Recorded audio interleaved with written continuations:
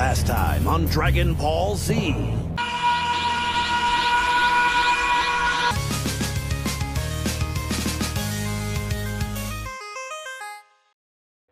Okay, listen up.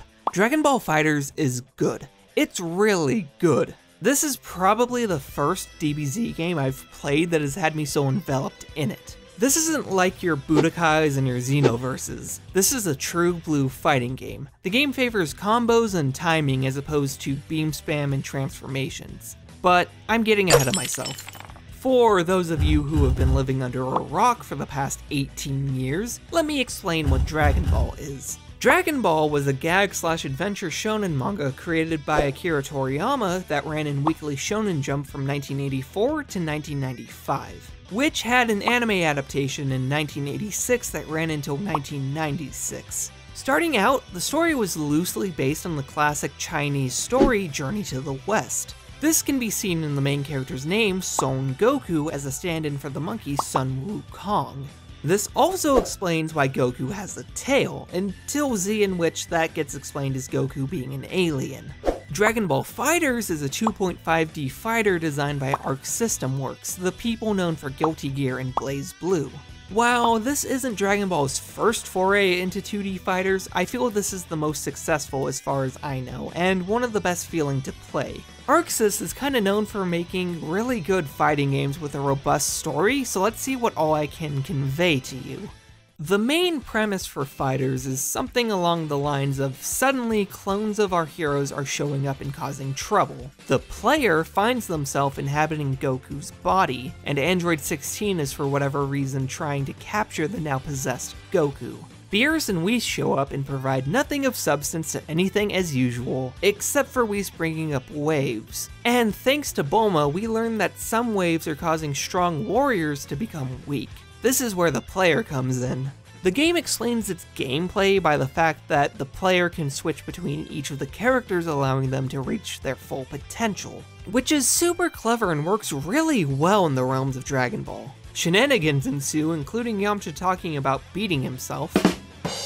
Eventually running into Cell and Frieza, we get hints that not everything is as surface deep as we think.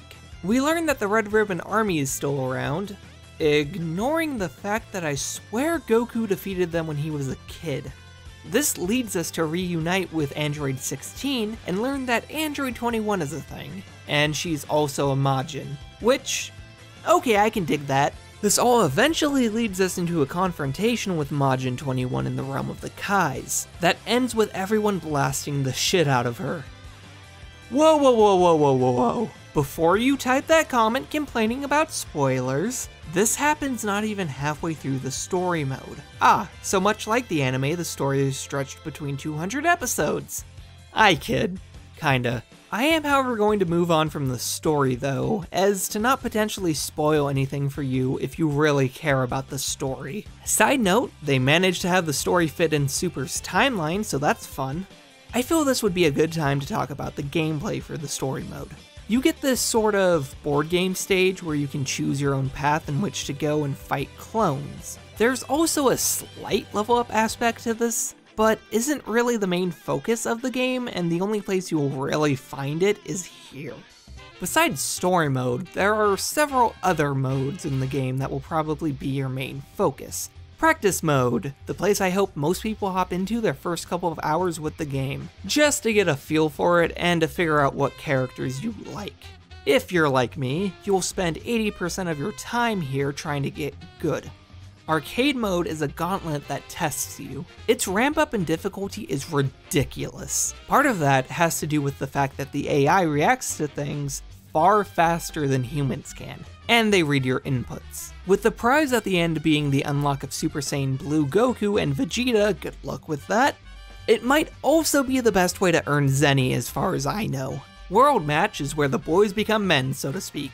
This is both online ranked and casual matches. A word of warning, I would stay away from ranked until you have a good grasp on your characters and have done a ton of practice. Ranked players do not mess around and you will get stomped if you aren't prepared.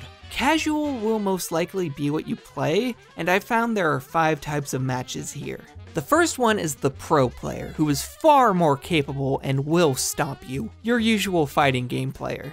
The second one is an even match, someone slowly learning the game and how to play it like you. The third are auto comboers, the ones that either use nothing but the auto combos, or, when they start losing, mash the auto combo that goes into a super.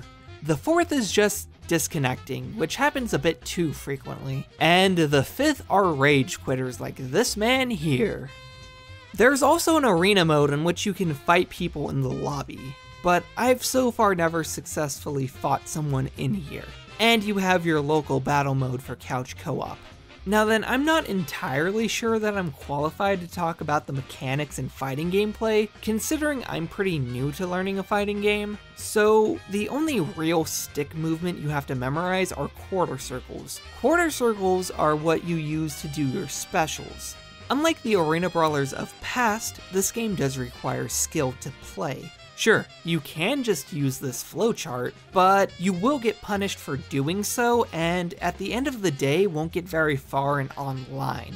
Auto combos are just pressing the same button upwards of 4 times with one of the combos for each character chaining into an auto super. Try to avoid auto combos if you can. You have your light hit, medium hit, heavy hit, special, dragon rush, super dash, assist 1, and assist 2. Your hits doing different actions depending on where the stick is positioned, adding even more options for combos. It's good to just try out different things in the practice room to get a feel for everything you can do with that character. You can also charge your special gauge by holding down light and special. And you can teleport behind your opponent by pressing medium and heavy. This, however, consumes a special bar, so keep that in mind. There is just so much to this game that I feel others more qualified than me can explain, and are probably already doing so. This is just your baseline review, so I can't really take the time to go super into detail about the game's mechanics. FighterZ is such a good place to start if you're wanting to get into fighting games, and I think ArcSys knew that a lot of DBZ fans haven't really played a real fighter before. So, they did their best to make a really accessible fighter. If you're someone who has never seen Dragon Ball before, you might have a difficult time getting into the game. A lot in here reference things in the series, and the story mode kind of relies on the fact that you've been keeping up with Super. But I think you'll find this a common trend in anime games. They tend to be made for fans. Who knows, I'm fairly confident that FighterZ can get new people interested in Dragon Ball. I wouldn't really recommend it as a starting point, but to each their own.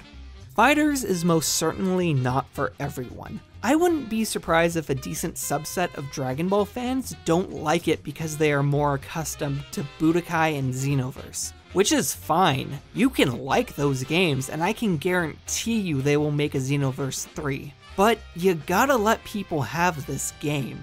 This is something that people have been wanting for a long time, and this is the first time a Dragon Ball game can be played at tournaments. I absolutely recommend FighterZ. If you've been interested in fighting games but were intimidated by the learning curve, hell, if you are a Dragon Ball fan, I recommend you try this game at the very least. Who knows, maybe you'll end up liking it.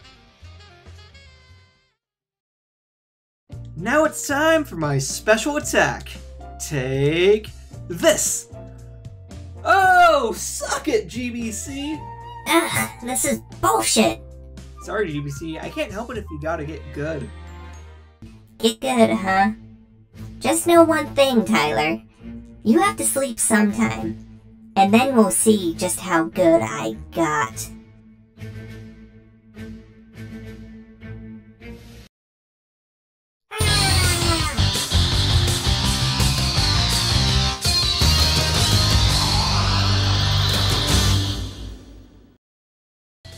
Hey guys, thanks for watching this video. I had a lot of fun making it, and I hope you enjoyed it. If you did, then hit that subscribe button to get my next video as soon as it's out. Anywho guys, I'm GbcTyler, and I will see you all next time. Bye!